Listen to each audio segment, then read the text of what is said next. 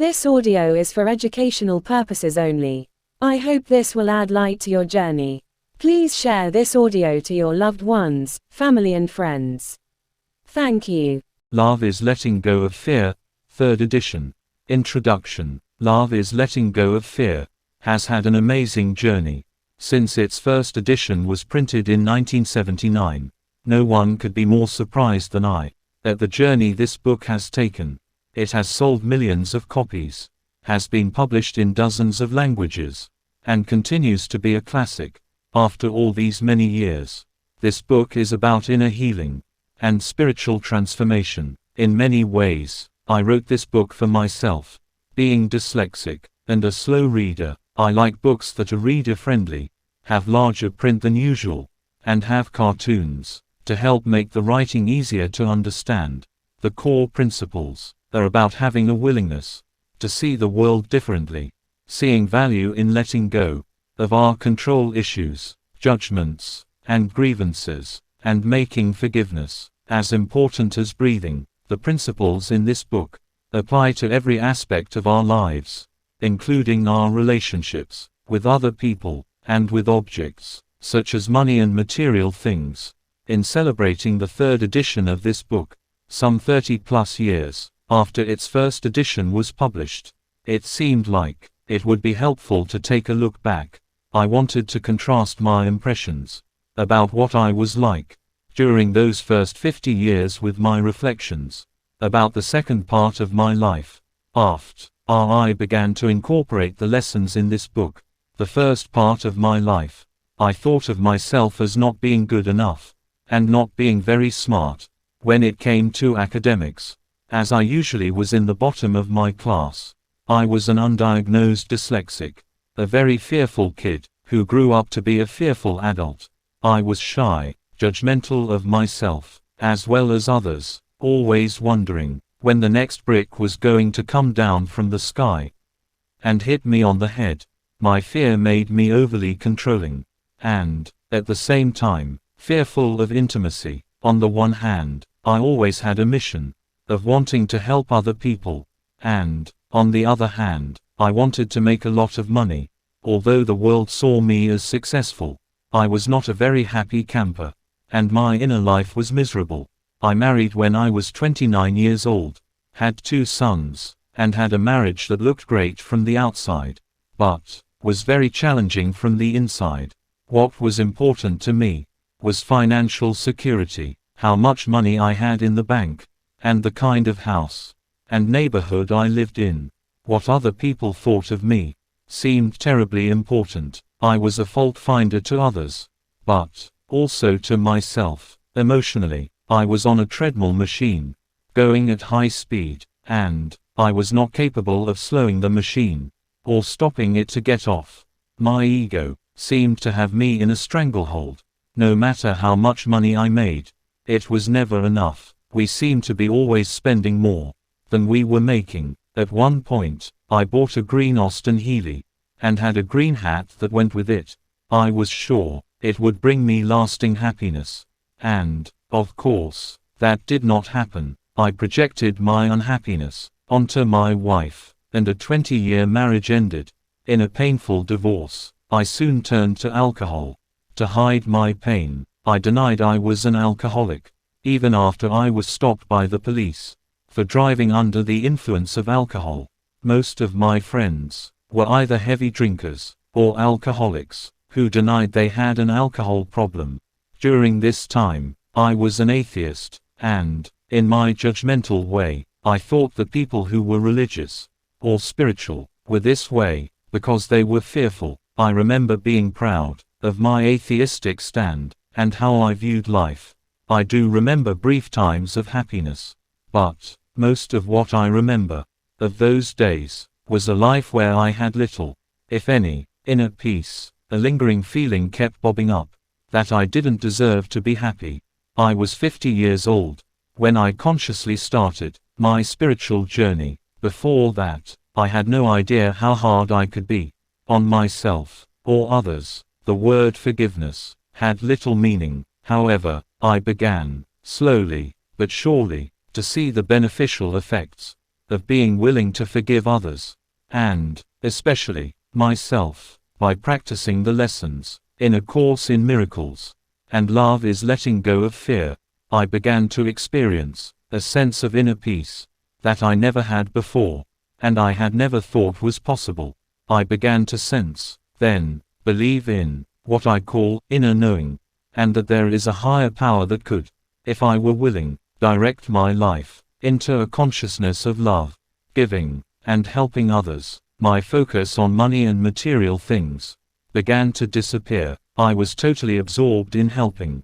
As I started the first center for attitudinal healing, I began to experience how everyone I met, or even thought about, was my teacher. Finally, I discovered I could make inner peace as my only goal, and forgiveness as my only function. I learned to listen to an inner voice of love directing what I thought, said, and did. As I have advanced in chronological years, I have become more mellow, and realize that I don't know what is best for others, but that each of us has an inner teacher that can show us the way. If I find myself in stress, I am more aware now that I have some more forgiving to do, as I have let go of some of the blocks I have put in the way of my experiencing love. I am more compassionate and focused on living in this present moment than doing what I used to do, by getting caught in worrying about the fearful future and the fearful past. In general, I am more of a happy camper. I am not trying to change other people or their attitudes. I do my best to be a vehicle of love with everyone, and not withhold or exclude my love from anyone, including myself. I laugh a lot more as I keep the 6-year-old kid inside me active, alive, curious, and playful. I don't take myself so seriously. I am more careful about what I eat, and I exercise regularly, and go to the gym several times a week. Working with families with children who are facing death has shown me that there is another way of looking at living and dying, and life and death. They have also taught me the value of living one day at a time, and the great importance of discovering that it is always possible to have gratitude in one's life. They have taught me that it is possible to experience peace of mind, even when chaos is going on all around me, or in my body. The people who I spend most of my time with are no longer alcoholics. They are like-minded and like-hearted people who are also on a spiritual pathway and who believe that nothing is impossible. They also, like myself, tend to believe that it is possible to retrain our minds to believe that there are only two emotions, love or fear, and to see our fear as a call of help for love. The year 1981 was another turning point in my life. When Diane Cirencione showed up, I believe the angels were working overtime. That day when I discovered my soulmate, I don't think that was an accident, or would have happened if I had not been able to let go of the shame and guilt I had been harboring in my own jail cell, resulting in my lack of self-love. Diane became an amazing partner and teacher for me of unconditional love, patience, gentleness, kindness, and forgiveness. Our joint goal became to demonstrate and teach only love. It has been a miraculous journey, where our higher power, our source, God, or whatever word you might wish to call it, has become the most important thing in our relationship. As far as how I look at my aging process is concerned, I now believe it is more important to count your smile wrinkles than your aging wrinkles. I think that age is but an abstract number, and that my mind knows no limitations. In the first part of my life, I was fearful of aging and of death, but now, I no longer have these fears. I feel the age I am now is the best one yet, and the best is yet to come. And, in those first 50 years, I believed there was a pot of gold at the end of the rainbow, and it was my goal to find that pot of gold. Now, I realize that we are the rainbow. The pot of gold is love, and that is what we actually are. Am I always in a blissful spiritual space? Of course not. I am a work in process. and believe, I will be a work in process. As long as I remain in this body, every day, there are challenges around judgments of others and myself. I have periods of impatience and irritation, and not feeling at peace with myself. What is different now is that these periods are much shorter in duration, when I choose to remember, as constantly as I can, that it is only my own thoughts and attitudes that can hurt me. As I look at the world and what has happened to it since this book was first published, there has been amazing progress made in the field of medicine, and in the treatment of diseases and traumas, and in the scientifically established relationship between the body and the mind. There has been awesome progress in so many different areas of technology. The first edition of this book, I wrote in longhand on a yellow pad. The advancement of computers, the ability to communicate information instantaneously, any place in the world on the internet, and the advent of social networks, and on, all these have changed the world. There are many people and philanthropic organizations, businesses, and individuals who are doing important work to help the disadvantaged in the world. But, at the same time, again through my eyes, fear continues to play a major role in why we are not more loving, compassionate, kind, gentle, and understanding with each other and ourselves. We continue to have major problems in getting along and living in harmony with our families, with our communities, with our country and other countries, and with our planet. There are millions of children and adults who are starving, and others who are living below the poverty line, who do not have enough food to eat or proper health care. Addiction problems are on the increase, as are physical and sexual abuse. The rate of suicide is increasing in the armed services, as it is in several countries. More jails are being built. Our educational system is in dire need of help. Even as our military budget continues to go sky high, there are fears and concerns among many about the economic toll and political and spiritual impacts that wars throughout the world have been taking. There are fears about the possibility of nuclear war, fears about global warming, and whether or not these problems can really be solved. There are fears about drug wars, culture wars, religious wars, and wars over natural resources, and how they affect the world. But perhaps, the fears at the top of the list for many people are about financial instability, and of terrorism. Because I am on a spiritual pathway, does not mean there have not been those moments when I have had my own fears around money, or the harm that could come to me through terrorist activity. It is my impression that my attitudes and thoughts have a direct effect on how I and others deal with safety, money, and material possessions. There is certainly nothing wrong with money. What gets us into trouble is our attachment to money, which can lead to our making it have more value to us than our relationships. At the end of our lives, when we reflect back on what has been most important to us, most people will agree that it has been loving relationships, not how much money we had in the bank. In recent times, as in many other times in history, there has been a cyclic phenomenon where there is a tremendous focus on money and material things, on not having enough. People's worst fears seem to have come true, in that so many have lost their jobs, their homes, and even their retirement savings that they had planned for and worked so hard to achieve.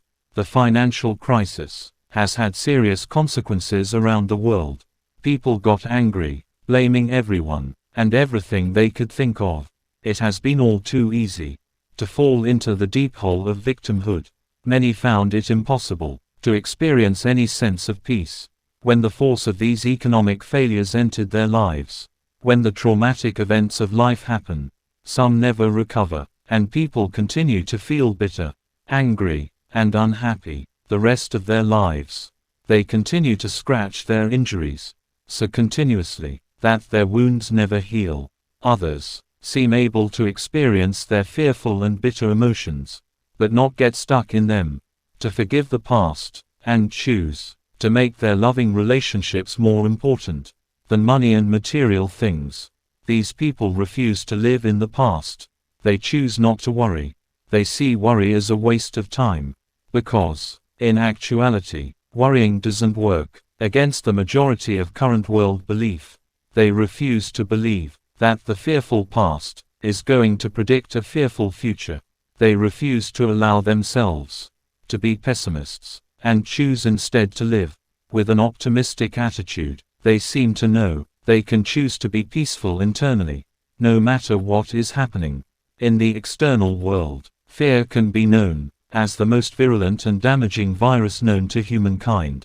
Most of the world's belief system of how we communicate with each other and ourselves is based on fear. Let's explore just a few of the beliefs of the world's ego thought system as it is related to money and material things. Our ego's laws are based on the belief TR happiness depends on how much money we have in the bank and how many possessions we own.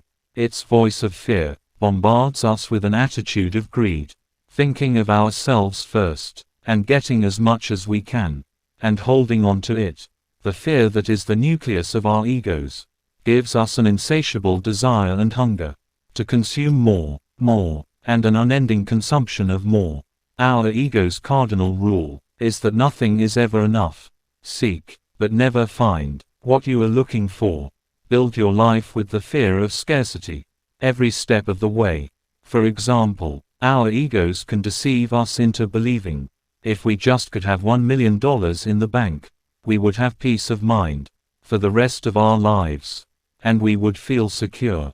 Our fearful ego mind, the king of deception, would then come in with the thought that $1 million is not enough to give me peace of mind and happiness.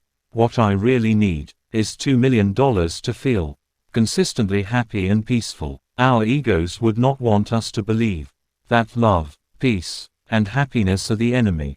So, what generally happens when we follow the belief in the world's fear-based laws around attitudes? When there is financial insecurity, and we have lost our jobs, our homes, and our retirement savings that we're going to make for a safe and secure future, our egos motivate us to believe that we will feel more peaceful and happy if we find someone to blame and direct our anger at that person.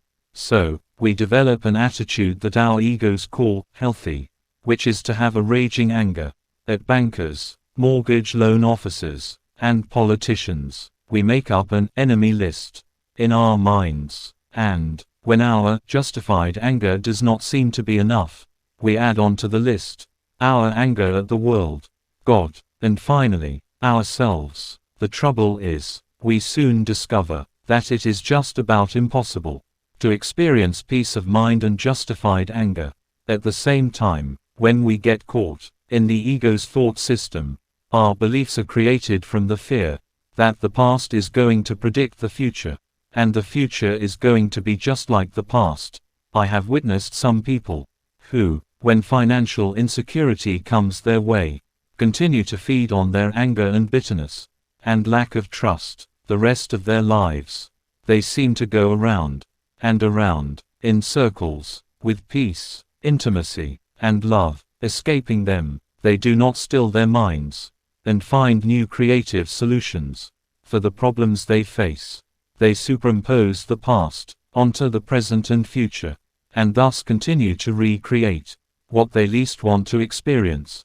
There are others I have known who have faced their human feelings without getting stuck in them, and have forgiven the world and themselves. They spend their lives in a giving and helping attitude. The attitude they carry with them is an optimistic one, believing that when one door closes, another door will open. They are on the lookout for ways they can help others, even during bad times, and they are not afraid to reposition themselves. They remind themselves with gratitude that the love they have and give to others is the greatest treasure they could have, and it's a treasure that no one can ever take away from them. Some years ago, Diane and I were guest lecturers on a conference titled The Healing Power of Laughter and Play in Boston, Massachusetts. We were surprised to be met at the airport by two clowns. I started a conversation with the clown next to me and asked him his story about how he became a clown. His story was amazing. He was a 63-year-old businessman who had been quite successful. In 1987, he lost almost everything he had in the economic downturn. He stated that he became depressed and angry at himself for his poor judgments, and he was always feeling fearful of the future. One day, he read in the newspaper that there was going to be a night course on clowning to be given at a local college near him. He could not believe it. When he found himself signing up for the course, he told me that this decision saved his life. He changed his lifestyle, including where he lived. He goes to hospitals and schools and helps children learn how to laugh. He enjoys giving his love to children and making them laugh. And the more he does this, the happier he is. His last words to us were that he had never known he could be this happy. People like him show us that we can suffer economic loss and see it as an opportunity for a spiritual transformation. We can make giving more important than getting. We can begin to see love as more important than material things. We can begin to feel that love actually is the answer to all our problems. There are many of us who would rank our huge fear of terrorists, along with fears about money and the lack of it, at the top of our pyramid of fears. So far, I don't think that anyone has come up with a successful plan that people agree on to rid the world of terrorists. They seem so elusive and hard to find. Would you consider that the hate, anger, grievances, lack of forgiveness, and murder, either in words or actions, seem justified to the persons performing the acts of terrorism? Would you be willing to consider that such decisions are based on fear rather than love? And would you rewind our history and observe that since the beginning of humankind, there has been an amazing amount of fear and terror, in one form or another, that we have passed along in our teachings, from one generation to another? Terrorists come in many different forms, political persuasions, skin colors, sizes, and have different religious beliefs. They are rich people, poor people, governmental agencies, and heads of state. Their attacks are often sudden and unexpected, where thousands upon thousands of innocent people have been killed, and the perpetrators often feel righteous and justified about what they have done. In attempts to understand the world and myself, I have found cartoons to be extremely helpful and insightful. I, along with thousands of others, remember the famous Pogo cartoon that stated, "We have met the enemy, and he is us." Dr. Elizabeth Kubler-Ross, famous psychiatrist, now deceased, was known for her work on death and dying. She once said, "There is a little bit of Hitler in each of us." When I first heard this statement, I resented it. I said to myself, I hate Hitler, and there is no Hitler in me.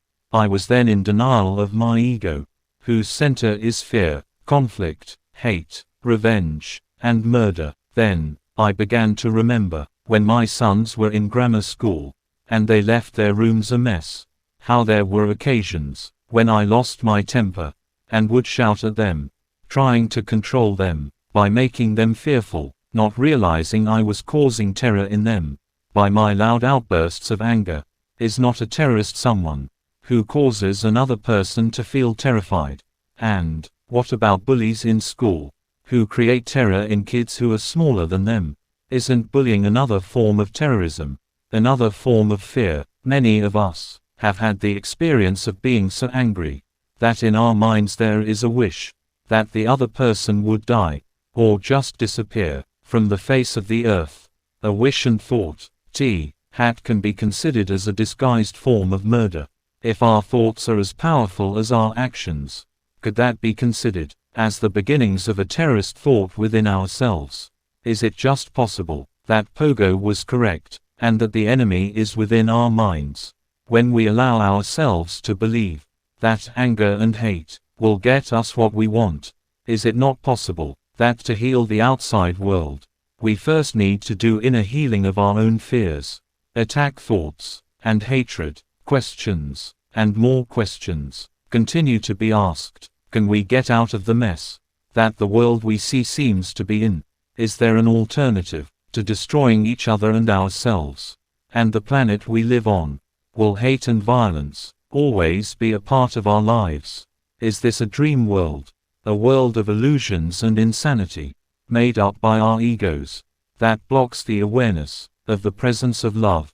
The concepts in this book can help heal our minds and our hearts. They can open the door to making all of our decisions based on love rather than fear. They can assist us in committing ourselves to go through each day with the vigorous determination that we will have no thoughts, attitudes, words, or actions that are hurtful to others or ourselves.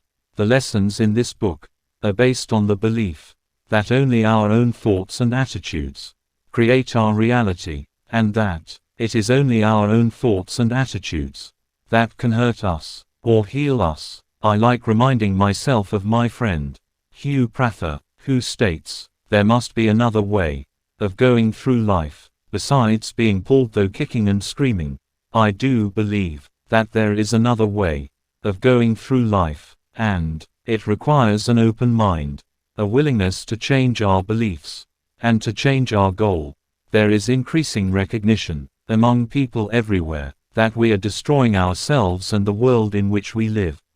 Many of us, myself included, have felt the futility of trying to rid ourselves of frustration, conflict, pain, and illness, while still holding on to old belief systems. We do not seem to be able to change the world, to change other people, or to change ourselves, until we are willing to change our own minds. Today, there is a rapidly expanding search for a better way of going through life that is uncovering a new awareness and a change in consciousness. It is like a spiritual flood that is about to cleanse the earth. This transformation of consciousness is prompting us to look inward, and as we explore our inner spaces, we recognize the harmony and at-one-ment that has always been there. As we look inward, we also become aware of an inner intuitive voice that provides a reliable source for guidance. When the physical senses are hushed, and we listen to the inner voice, and surrender to it, moments of true healing and growth occur. In this silence, where the conflict of personalities has ceased to interest us, we can experience the joy of peace in our lives. Although we want to experience peace, most of us are still seeking something else that we never find. We are still trying to control and predict, and therefore we feel isolated, disconnected, separate, alone, fragmented, unloved, and unlovable. We never seem to get enough of what we think we want, and our satisfactions are highly transitory. Even with those people we are close to, we often have love-hate relationships. These are relationships in which we feel a need to get something from someone else.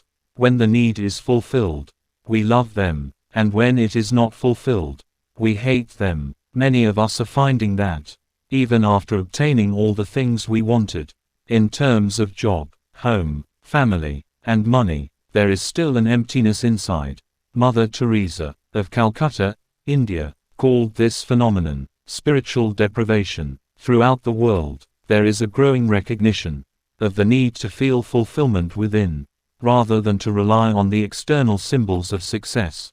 When we have a desire to get something from another person or the world, and we are not successful, the result is stress, expressed in the form of frustration, depression, perceptions of pain, illness, and death. Most of us seriously want to get rid of the pain, illness, and frustrations, but we still want to maintain the old self-concept. Perhaps that is why we are going in circles, because we rigidly hold on to our old belief systems.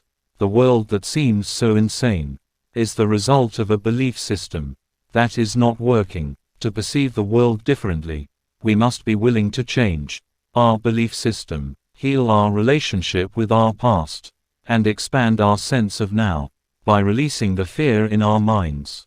This changed perception leads to the recognition that we are not separate, but that we have always been joined. There are many valid ways that lead to transformation and inner peace. This small book has been written as a primer for those of us who are motivated to experience personal transformation toward a life of giving and love, and away from getting and fear. In brief, this is a book about self-fulfillment through giving. The words and drawings present practical applications of steps for transformation in everyday situations that all of us face. This book is intended to help us remove the blocks to the awareness of love's presence in our lives. We can learn to retrain our minds to have the single goal of peace of mind and the single function of practicing forgiveness. Our fulfillment can come from listening to the voice of our inner teacher, and in so doing, we will learn to heal our relationships, experience peace of mind, and let go of fear.